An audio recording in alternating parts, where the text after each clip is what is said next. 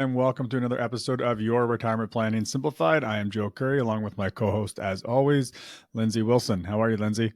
I'm great, Joe. Enjoying the beautiful fall weather here in Ontario. And we're now into the second week of our client review. So it's been great to see everybody.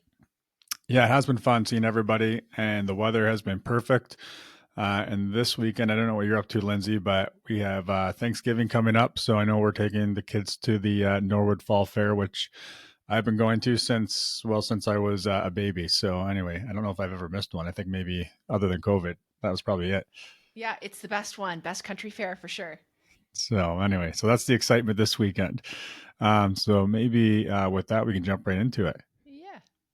Okay, so today we're kicking off a new series exploring the four quadrants of the RISA framework, starting with the total return quadrant. So we recently interviewed Wade Pfau, the creator of the Retirement Income Style Awareness Framework, RISA, and now we want to dive deeper into the different styles. So, Joe, to start with, can you tell us why the RISA framework is so important? Sure. And this is going to kind of pull a lot of things together we've talked about on the podcast before. Um, but I guess first is when you approach retirement, uh, the way you're investing is different than when you get to retirement. So the game really kind of changes in how we need to do things. So we need to consider a whole new set of risks. When you're working, you're saving, you kind of have that luxury of waiting for markets to recover. You have the paycheck still coming in, so there's a lot less stress. It's easier to stick with your plan. When you get to retirement, you really need to consider the different risks, like the variability, or we've talked about sequence of returns risk. So what the markets are doing, when you retire, inflation, the cost of living going up over time, so you don't have a paycheck coming in. How are you going to make sure your money continues to grow to keep up with your lifestyle? That longevity risk, or the risk of outliving your assets. What if you live longer than planned? Which in a lot of ways is a good thing, right? But you need to make sure that you've taken into account that risk. Spending shocks. So you might have the perfect budget, but if things come up that you weren't ready for, or there's things like the car breaks down a lot earlier than expected, you need a new car, or healthcare expenses that came earlier than expected. These are all things that could shock kind of your spending in retirement, and just cognitive decline, right? So how are you going to continue to have that income coming in, even if you see some kind of cognitive decline later on in retirement? So those are some things that you need to think about. We need to be have a plan for. Um, excuse me. And just maybe a side note on that, Lindsay, we do have our top 5 retirement risks report. So if anybody wants that, you could just email us info@retirementplanningsimplified.ca, and we can send out the top 5 retirement risks report. Just request that. Mm-hmm. So anyway, and dealing with all these different risks, there's no one size fits all way to dealing with it. Retirement income planning has many challenges. Every retiree has unique goals, preferences, and concerns. And so when it comes to managing your retirement income, understanding your retirement income style is what's going to allow us to identify your preferences so that you can align these strategies that are going to fit with who you are. And that's going to give you the highest chance of success, because the strategy is going to fit your comfort level. So now, having a plan, kind of along those same lines, having a plan is only half the battle. So the other half is properly implementing the plan and sticking to the strategy even through times when they get tough. So that's particularly difficult for those who take on what we call a total return strategy. And that's a strategy we're going to talk about today.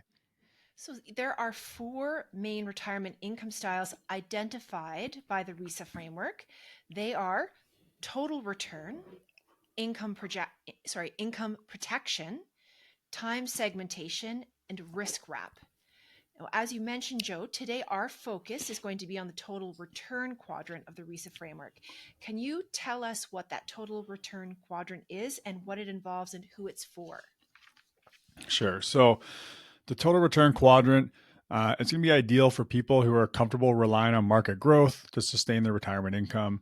So if this is you, you don't you typically don't need or want a high level of guaranteed income. So that would be using things like annuities, for example. Instead, you're focused on maintaining a diversified portfolio that's going to grow over time. So this total return strategy Typically involves building a diversified portfolio of stocks and bonds. And so this is kind of, what we talk a lot about on the podcast, right? This is, in a lot of ways, a traditional way of doing things. So anyways, building that diversified portfolio of stocks and bonds that's rebalanced on a regular basis and will provide what we call a systematic withdrawal from your investment accounts to your bank account each month. So how much you can take following this strategy is going to depend on the amount of risk you take on um, within the portfolio, how flexible your spending is. So in other words, does your spending have to be the same every single year, or are you willing to tighten your belt, so to speak, and then also be able to spend more when things are good, right? So those are some factors that are going to determine how much you can actually take with the strategy as income. Now, the 4% rule, which we've touched on many times, and even had Bill Bangan, the I guess creator, or the person who kind of coined the term, the 4% rule. So he was on the podcast before, but the 4% rule would be the most well-known approach for determining the sustainable and consistent inflation-adjusted income that might come out of this total return strategy. Now, as even Bill said, this is probably not the strategy that you want to take on for a number of rules, but it is more of kind of a rule of thumb. And it's the most well-known rule of thumb in retirement income planning, I would say, right? Mm-hmm. Now, another way of doing this, and our preference is to use a more dynamic approach. And this is why I said it somewhat depends on your willingness to have some flexibility in your spending, but a dynamic approach to retirement income from a total return strategy, which for us is our guardrail strategy, is going to provide additional upfront income because you're willing to be more flexible, but it does have that need to be flexible in your spending. So we could probably talk a little bit more about that later, Lindsay, but that's kind of a high level. So it's putting that portfolio in place, benefiting from market returns over time, or hoping to benefit from those, and then taking a withdrawal or income from the portfolio. Yeah, I think it might be worthwhile to explore the specific implementation of a systematic withdrawal and what is that and how does it work? Sure. So I kind of touched on this, but in more detail, some people might know of this or have seen it identified as a SWIP. So a systematic withdrawal plan. So basically what it is you have your investment account. We set up something called the systematic withdrawal plan. And all that does is it automatically takes money from your investment account and sends it out to your bank account. So you can do it on an annual, monthly, quarterly basis. But typically what we're going to do is we're going to set that up like a paycheck. So it's going to come out on a monthly basis. So it's just selling some investments that are going to cash in your investment account. We send that out automatically each month, the same day each month, out to your bank account. So that's the systematic withdrawal plan. Now, where exactly are you taking the money from as far as the investments go? There's a couple different ways of doing that. So one way is more of a proportional approach. So meaning, let's just make this really simple. If you had 60, say an ETF or a mutual fund or something that was just 60% stocks and another one that was 40, or another 40% of your portfolio was in bonds, it would be just selling each month 60% of your systematic withdrawal plan from the stocks and 40% from the bonds. And then that goes out to your bank account. And another way of doing it is more of like a bucket approach. We've talked about buckets on the podcast in the past. Mm-hmm. And that's where you're maintaining a few years of more lower risk, more liquid type investments for your short-term income. So rather than selling from all your investments proportionally each time you send money out, you're actually just having it coming from the most liquid, lowest risk asset in the portfolio. And then that's just making sure that, there's income there for several years. And then that's being rebalanced depending on what's doing well, what hasn't done well in the portfolio each year, probably multiple times per year. Right. And so can you talk more about who this strategy is a good fit for? Sure. So there's some characteristics that are going to be important here. And maybe just to back up a little bit, Lindsay, this is where the RISA assessment really comes in. So going through, doing the assessment, answering the questions, it's going to help you get kind of your feelings out of your head into a more formal assessment that's going to help you identify what your ideal strategy is, right? Mm-hmm. But what we see from the framework is someone who's going to fall into this total return strategy is going to have some characteristics like being more comfortable with market risk. They're going to have faith in markets, right? They're going to have the discipline to stick with the plan, even through difficult time periods like 2008, for example, which I think is important, Lindsay, because 2008 now is a pretty long time, a long time ago. Mm. And while we've had some ups and downs like 2022 and COVID, like markets have been pretty good, right? So I think that it's really important that people remember markets don't always go up. Like they do go down, and they can go down and stay down for a while, right? So we need to be able to sit through those times and stick with the plan if you're going to be in a total return approach. It makes it a lot easier if you have a decent amount of investment knowledge, so you understand how markets work. It's going to help you have faith in the strategy and stick with it, right?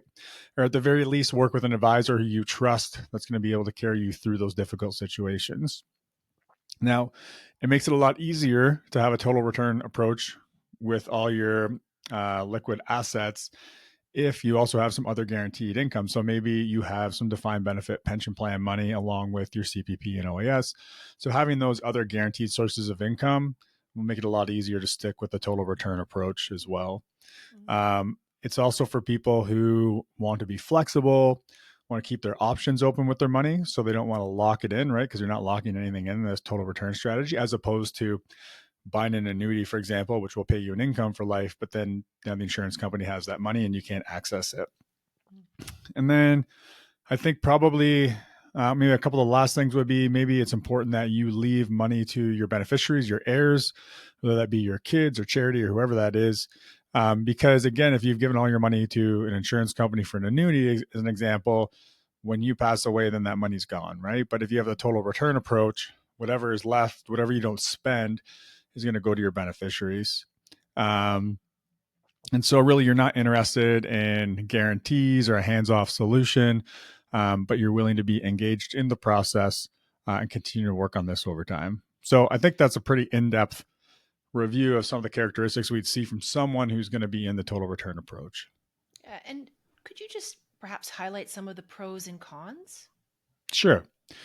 So the pros of the total return approach: you have the potential for higher returns. You can remain flexible in your spending. There's nothing locked in. So you have access to all your assets. And then your heirs are going to get what you don't spend. So those are some of the key pros. Some of the cons: so there is the downside risk of any money in the market, right?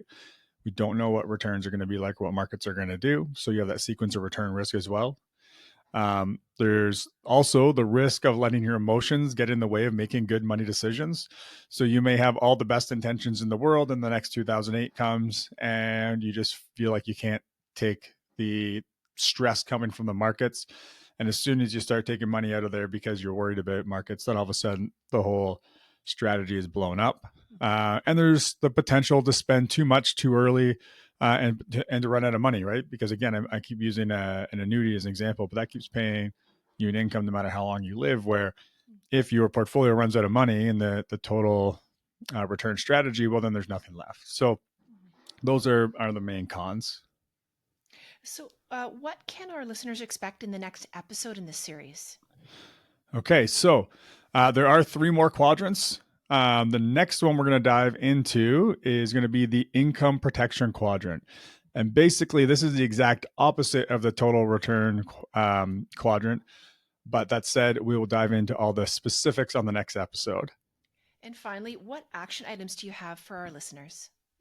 Okay, and you're going to hear this action item come up quite a bit in the next few episodes.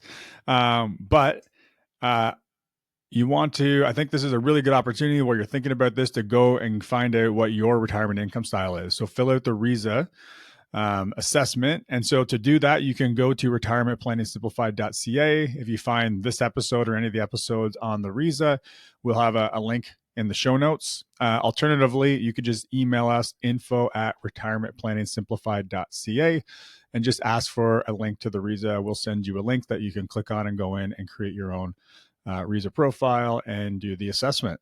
So I think this is a great way, whether you're getting ready for retirement or you're already in retirement, it's kind of start evaluating the planning that you've done or you need to do in the upcoming years.